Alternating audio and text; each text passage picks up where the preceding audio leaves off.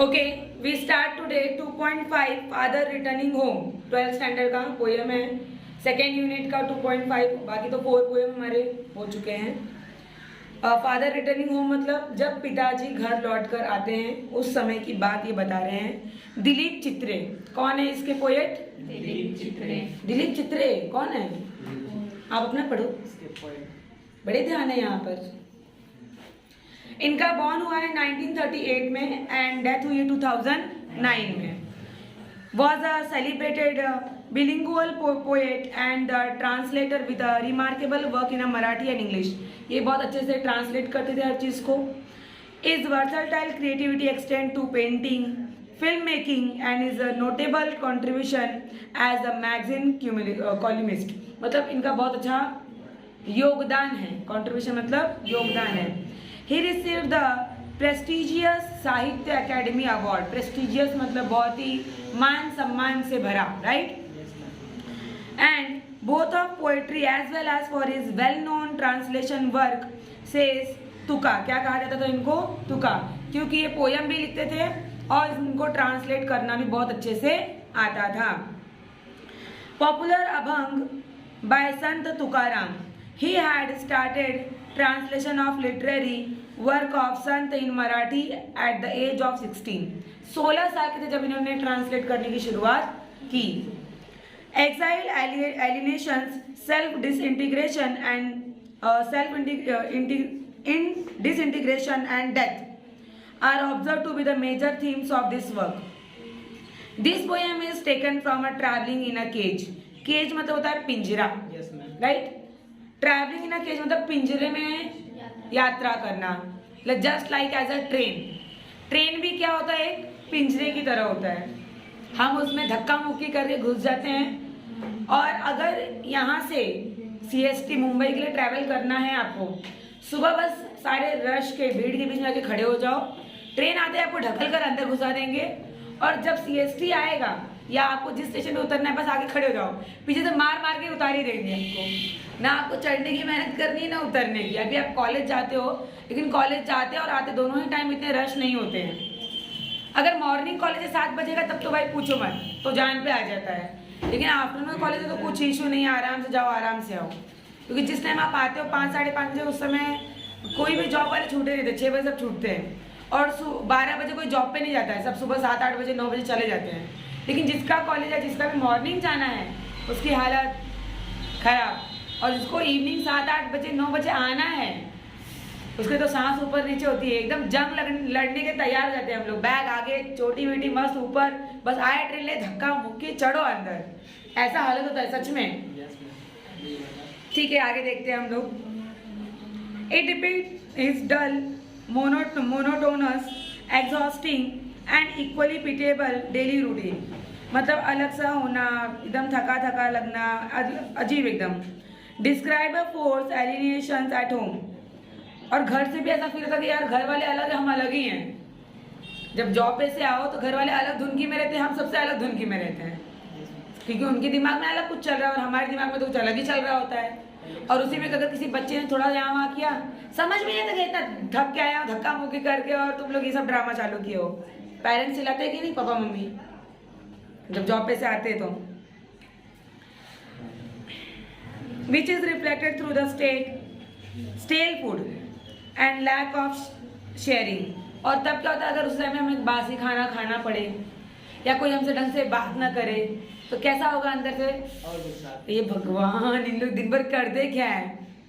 और दिन भर थक कर आओ तो कोई ढंग से बात भी नहीं कर सकता है। ऐसा बोलते हैं ना घर वाले? नहीं बोलते? होता है, सबके घरों में होता है ये बात। His children refused to share his joy and sorrow with the hardworking father, who as a result in forced to retire to solitude. ज़्यादा करके ये हाल होती है पापा लोगों की, है कि नहीं? ऐसा नहीं है, आज के डेट में तो वर्किंग वुमेन्स भी बहुत सारी हैं जो दिन भर काम करती है। सेम एज मैं भी दिन भर काम करती हूँ। बट पापा के और मम्मी, डैडी और मम्मी में बहुत डिफरेंस होता है इन चीज़ों में। मम्मी कितनी भी थक के आएगी, जल्दी चिड़चिड़ नहीं करती, घर पे नहीं करती हैं। बहुत रेयर मम्मी लोग होती है जो आते चिड़चिड़ करती हैं। लेकिन पापा लोग ऐसे होते हैं जो रेयर होते हैं, जो चिड़चिड़ नहीं करते हैं और ऑलमोस्ट चिड़चिड़ करते ही आते हैं। ये सही से नहीं है तो वो सही से नहीं, क्योंकि वो इरिटेट रहते हैं बाहर की चीज़ों से। इसीलिए वो चिड़चिड़ करते हैं, लेकिन सब लोग ऐसा नहीं कर सकते। यस, अकेलापन ही है। This very painful loneliness is a symbol of man's isolation from the materialistic man made world. इंसान की बनाई इस दुनिया में खुद को बहुत ही अकेला फील करता है, राइट। अब हम स्टार्ट करते हैं पोयम फादर रिटर्निंग होम। जब पिताजी घर आते हैं उस समय की बात है। My father travels on the late evening train. शाम की जो बहुत देर से ट्रेन आती है उस ट्रेन से मेरे पिताजी आते हैं। Standing among the silent commuters in the yellow light शबब slides past his unseen eyes. बस खड़े रहते हैं सबके बीच में और बहुत सारी चीज़ें आंखों के सामने से गुजरती रहती हैं और उनको बस थके हारे खड़े रहते हैं, right. His shirt and pants. अब ट्रेन में एक बार चढ़ गए तो हम लोग ऐसे खड़े रहते हैं, ट्रेन में जगह नहीं मिलती भाई, इतना भीड़ रहती है, ऐसे पकड़ के लटके हुए रहते हैं। चलती रहेगी ट्रेन, कितनी चीज़ें आंखों के सामने से निकल जाती है। बस ट्रेन की उस लाइट में हम लोग खड़े रहते हैं और सब लोग शांत रहते हैं। सब अपने कानों में कॉर्ड लगाकर फ़ोन में देखते रहेंगे और जो थक गया है बहुत ज़्यादा वो ऐसे करता रहेगा, लेकिन कोई भी होश में। और उस समय अगर किसी ने उन लोगों को छेड़ दिया तब तो उधर ही पूरे दिन का खुन्नस उन लोग भी निकल जाएगा। जितने बॉस की सुने रहेंगे, यहाँ वहाँ दिमाग खराब रहेगा, सब वही निकाल देंगे वो लोग। Shabab slides past the unseen eyes. His shirt and pant are soggy and his black raincoat stained with mud and his bag stuffed with books if he is falling apart. उनके पैंट शर्ट दोनों ही गीले हुए रहते हैं और उनकी black raincoat भी, और पूरा जो रेनकोट है वो कीचड़ से सना हुआ रहता है, ऐसा लगता है। अब बारिश का टाइम है तो यही होगा। और जो बैग वो बुक से पूरी भरी रहती है, बुक कुछ गिरती रहती है उसमें से, इतनी भरी हुई रहती है। His eyes dimmed by age, ऐसा लगता है बूढ़ों की तरह बस ऐसे देखे रहे हैं, खड़े हैं, इस तरह उनका हालत रहता है। Fade homeward through the humid monsoon night, और एकदम बारिश की रात है धुंधली सी। Now I can see him getting off the train, अब मैं देखता हूँ कि वो ट्रेन से धीरे धीरे उतर रहे हैं। अब तक ट्रेन में खड़े थे, अब ट्रेन से क्या कर रहे हैं, उतर रहे हैं। Like a dropped word, like a word dropped by a long sentence, ऐसा लगता है कि लंबे सेंटेंस में से एक वर्ड गिर गया, वैसे ही वो लंबी ट्रेन में से मेरे पिताजी उतर जाते हैं। समझ में आया? So he hurries across the length of the grey platform, वो फटाफट प्लेटफॉर्म क्रॉस करने की इनको घाई रहती है, बस कैसे भी कहाँ पहुँचना है, घर पहुँचो यार, सुकून आए। पर घर पे भी सुकून आए तो हम कहाँ जाएं, ऐसा वो सोचते हैं, ऐसा लिखा नहीं है। Crosses the railway line, enter the land, फटाफट रेलवे क्रॉस करते हैं, लैंड मतलब रास्ता क्रॉस करते हैं, वहाँ पहुँचते हैं। His chappal are sticky with mud but the hurry is onward, उनकी चप्पल चिपचिपी हो गई है, कीचड़ से भरी हुई है, लेकिन वो फिर भी आगे बढ़ने की घाई है उनको, घर पहुँचने की घाई है उनको। Home again I see him drinking weak tea, घर पहुँचते ही एक प्याली चाय की कमजोरों की तरह पी रहे हैं बैठ के धीरे धीरे। Eating a stale chapati, reading a book, बासी रोटी खा रहे हैं और बुक पढ़ रहे हैं। इसमें कुछ ज़्यादा दे दिया, ऐसा कुछ नहीं होता है। अगर ताज़ा खाना बना के ना रखो, दिन भर का काम करके थका आ रहा है, वो बासी खाना खाऊंगा, तुम्हें लोग खाओ ये खाना। सही बात है कि नहीं? मैम बहुत यूनिक आइडिया से एक्सप्लेन किया है। हाँ, ये यूनिक आइडिया से एक्सप्लेन किया है। एकदम पिताजी को एकदम मजबूर, लाचार और बेचारा बता दिया है, जबकि ऐसा कुछ होता नहीं है। पिताजी आए थके हारे, बस बैठे, एक प्याली चाय मिल गई, पी रहे हैं, बासी रोटी चाय से खा रहे हैं और बुक पढ़ रहे हैं। ऐसा कहाँ होता है भला? चिल्लाने उसके बाद चपाती खाने के बाद तो टॉयलेट जाते हैं, चपाती खाने के पहले टॉयलेट नहीं गए।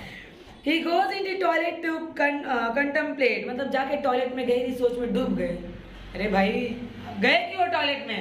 सोचो डूबने के लिए गए थे।